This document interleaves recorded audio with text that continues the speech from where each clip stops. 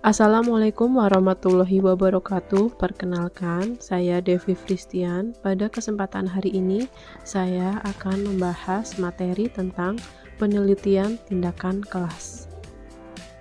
Definisi penelitian tindakan kelas menurut McCutcheon and Jung, penelitian tindakan adalah upaya sistematik yang dilakukan peneliti dan partisipan secara kolektif, kolaboratif, dan self-critical.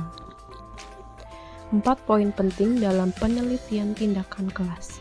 Yang pertama, adanya pemberdayaan.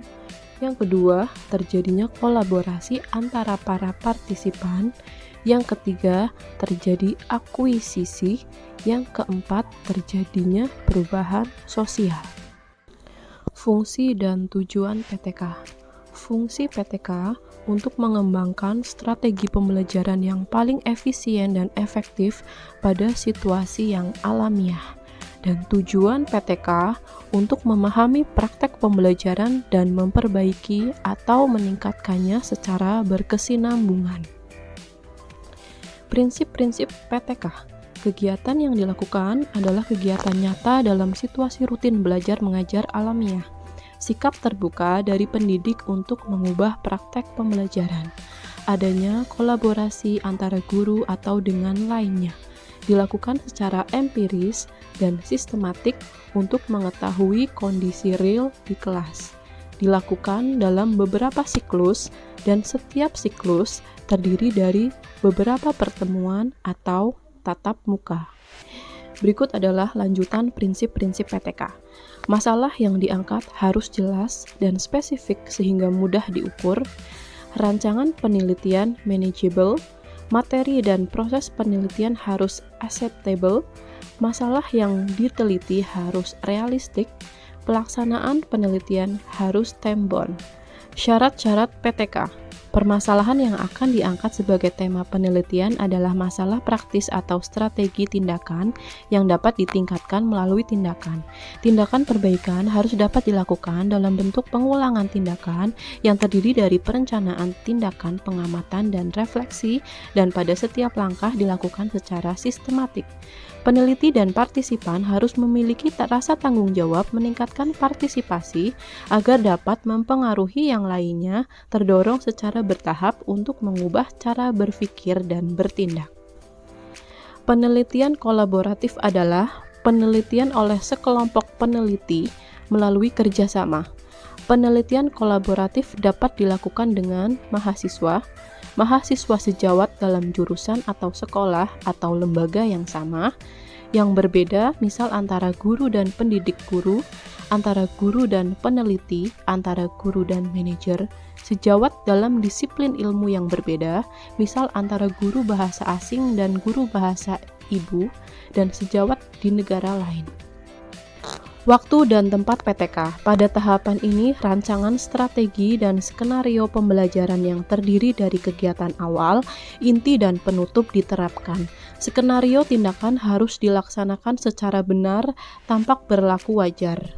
Tempat pelaksanaan PTK. Tempat pelaksanaan PTK adalah kelas yang menjadi objek yang akan diteliti dan dicarikan solusi atas permasalahan yang terjadi. Waktu pelaksanaan PTK. Pada PTK yang dilakukan guru, pelaksanaan tindakan umumnya dilakukan dalam waktu antara 2-3 bulan. Subjek PTK adalah murid-murid, terutama bila dilakukan dalam lingkup kecil, yaitu di dalam kelas. Teknik pengumpulan data yang lazim dilakukan dalam PTK diantaranya adalah 1. Observasi, 2. Wawancara, 3. Kuesioner, 4. Dokumentasi, dan yang kelima, tes. Instrumen pengumpulan data. Jenis-jenis instrumen yang digunakan pada teknik pengumpulan data dalam penelitian tindakan kelas diantaranya adalah observasi dapat dilakukan dengan checklist atau daftar cek, anecdotal record atau catatan anekdot, rating scale atau skala penilaian. Wawancara dapat dilakukan dengan angket atau kuesioner, pedoman wawancara, dan daftar pertanyaan. Dokumentasi dapat dilakukan dengan audio tapping atau video tapping, foto kegiatan, catatan harian guru, dan catatan harian siswa. Tes dapat dilakukan dengan cara tes kelompok, tes individual, tes tertulis, dan tes sikap dan perilaku. Validitas PTK. PTK perlu memenuhi persyaratan validitas yang dibutuhkan untuk meningkatkan objektivitas penelitian.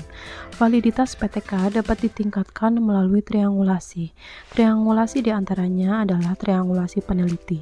Dilakukan dengan menugaskan beberapa peneliti mengumpulkan data yang sama hingga data yang diperoleh jenuh atau konstan. Triangulasi waktu. Triangulasi waktu dapat dilakukan dengan mengumpulkan data dalam waktu yang berbeda. Triangulasi teoritis memaknai gejala perilaku tertentu dengan dituntun oleh beberapa teori yang berbeda tetapi terkait. Triangulasi ruang. Triangulasi ruang dapat dilakukan dengan mengumpulkan data yang sama di tempat yang berbeda. Demikian pembahasan materi tentang PTK.